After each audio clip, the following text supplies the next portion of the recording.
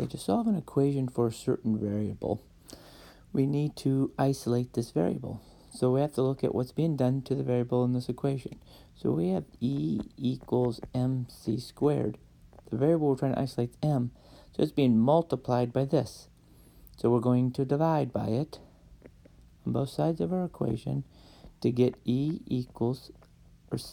over c squared equals m.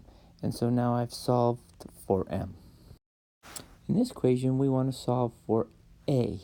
So to solve for a, I have to undo everything here. So the first thing is any adding or subtracting. So this subtraction of d needs to be added to the other side. So f plus d.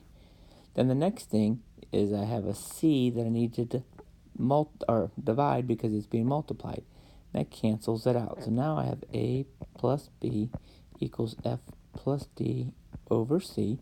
And then the last thing is subtract b. So to isolate the a, I have my f plus d over c. And I'm going to subtract b because that's what I have to do to get rid of it in this equation. So on these problems, we're going to multiply, divide, add, and subtract. And when we're multiplying, you just multiply straight across. So 3 times a is 3a. 4 times 5 is 20. And that is our answer in multiplication. Division, we do what's called a keep, change, and we flip the second number, or fraction.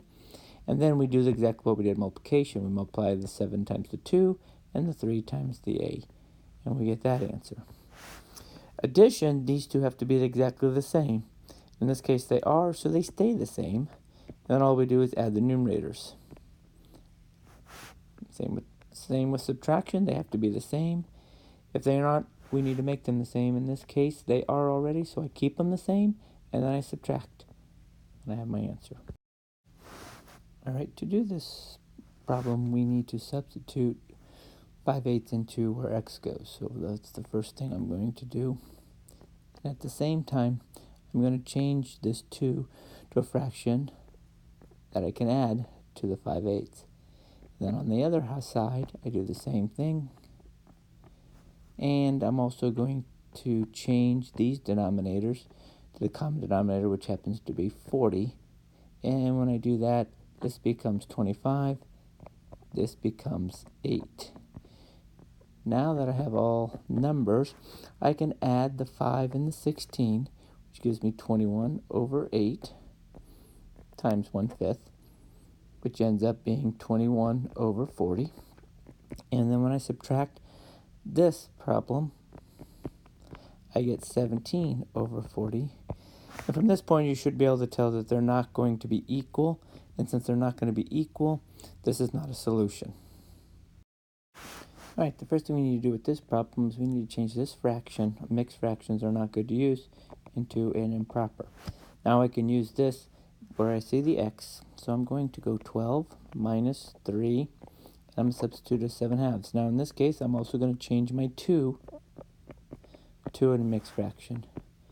Then I substitute 7/2 where x is in the other equation. And once again, the 3 has to change, so it becomes 6 over 2. Now I have my substitution. I can go through and do the math. So I do inside the parentheses, this becomes 3/2, and that's going to get multiplied by 3. Then over here, this can be multiplied already. 28/2 minus 13/2. And so this becomes 15/2.